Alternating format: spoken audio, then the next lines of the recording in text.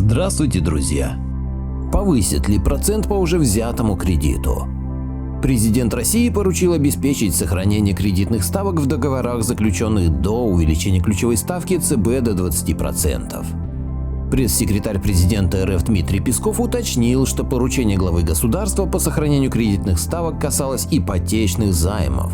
Интересно, что про обычных людей, имеющих потребительские кредиты, явно не упоминается. Получается, что им кредитную ставку могут поднять, или все же нет? Банк России ранее в понедельник на экстренном заседании Совета директоров повысил ключевую ставку до 20% с 9,5%, что стало ее новым историческим максимумом. Последний раз экстренное заседание ЦБ проводил в декабре 2014 года. Тогда ставка была повышена на 6,5% до 17%. Кроме того, Минфин обязал экспортеров с 28 февраля продавать 80% валютной выручки в рамках всех внешнеторговых договоров. В связи с этими событиями президент РФ Владимир Путин поручил обеспечить сохранение кредитных ставок в договорах на том уровне, на котором они находились до повышения ключевой ставки ЦБ до 20%, сообщил пресс-секретарь российского лидера Дмитрий Песков и уточнил, что речь идет об ипотечных займах, а не о потребительских кредитах, взятых ранее.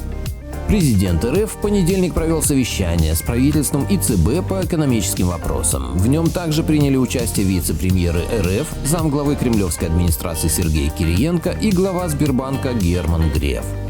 Глава ЦБ Эльвира Набиуллина в ходе своего выступления подчеркнула, что банки не могут изменять условия по уже выданным кредитам за исключением займов с плавающими ставками. Что будет с выданными потребительскими кредитами, озвучено не было. Но ведущие банки России отреагировали на вопросы граждан.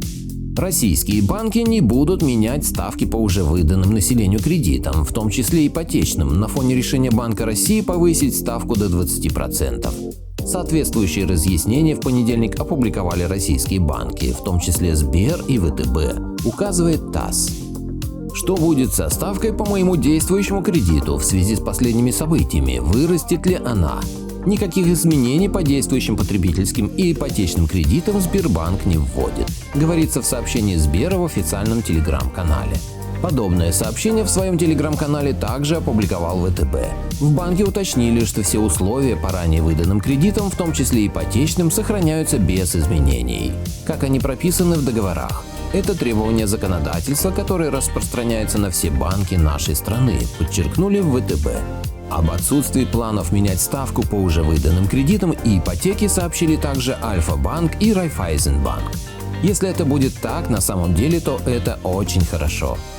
Власть заботится о своих гражданах в трудную минуту. Но также все мы знаем и о том, что в 1998 году власти также говорили, что ничего плохого с финансами россиян не случится. И через несколько дней грянул полный дефолт, и сбережения россиян тогда моментально испарились. Поэтому верить государству или нет, каждый решает на свой страх и риск.